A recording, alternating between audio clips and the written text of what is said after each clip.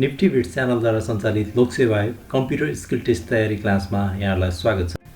यदि तपाईको सिटमा कसैले तपाईको डाटाहरू नचलाइदियोस्, एडिट नगरिदियोस्, कुनै कुराहरू नथप्दियोस् भन्ने चाहनुहुन्छ भने त्यस्तो कन्डिसनमा हामीले सिटलाई प्रोटेक्ट गरेर राख्नुपर्ने हुन्छ, जसले गर्दा यदि कुनै युजरले तपाईको एक्सेल फाइल खोल्यो भने त्यसमा भएको डाटाहरू हेर्न सक्छ, तर त्यो डाटाहरूलाई बिगाड्ने, एडिट गर्ने काम गर्न सक्दैन।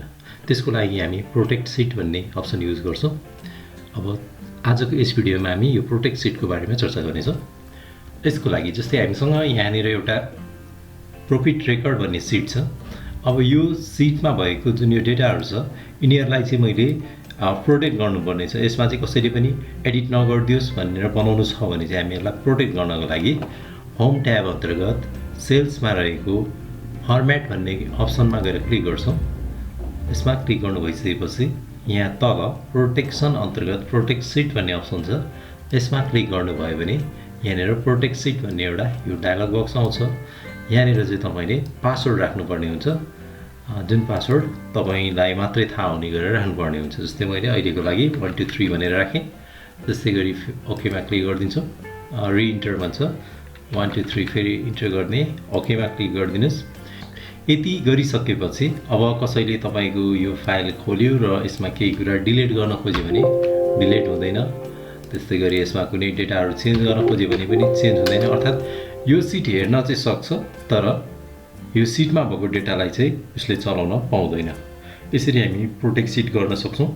र यदि हामीले अब आफैले काम गर्दाखेरि यसलाई एडिट गर्नुपर्ने भयो भने चाहिँ त्यो प्रोटेक्ट सिटलाई अनप्रोटेक्ट गर्नुपर्ने हुन्छ। त्यसको लागि चाहिँ हामी यसैमा फर्मेटमा गएर क्लिक गर्छौं र अनप्रोटेक्ट सिटमा गएर क्लिक गर्छौं र यहाँनिर हामीले राखेको पासवर्ड राखिदिन्छौं र ओकेमा क्लिक गरिदिन्छौं। यति गर्ने बित्तिकै अब चाहिँ हामीले यहाँनिर यसरी चेन्ज गर्न सक्छौं। यसरी चाहिँ हामी प्रोटेक्ट सिटको काम गर्न सक्छौं।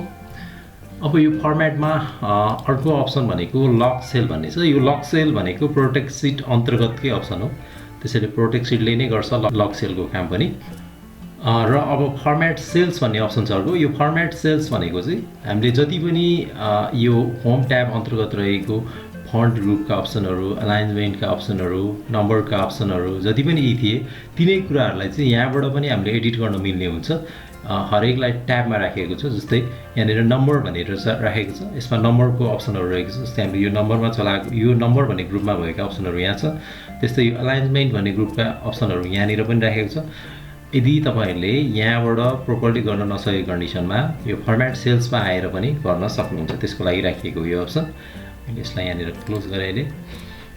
ओके, आजको भिडियोलाई मैले यतिमै एन्डिङ गरे। यदि तपाईहरुलाई भिडियो मन परेमा लाइक गर्नुहोस्, साथीहरुमा शेयर गर्नुहोस् र नयाँ भिडियोको जानकारीको लागि NiftyVids च्यानललाई सब्स्क्राइब गर्नुहोस्। Thank you.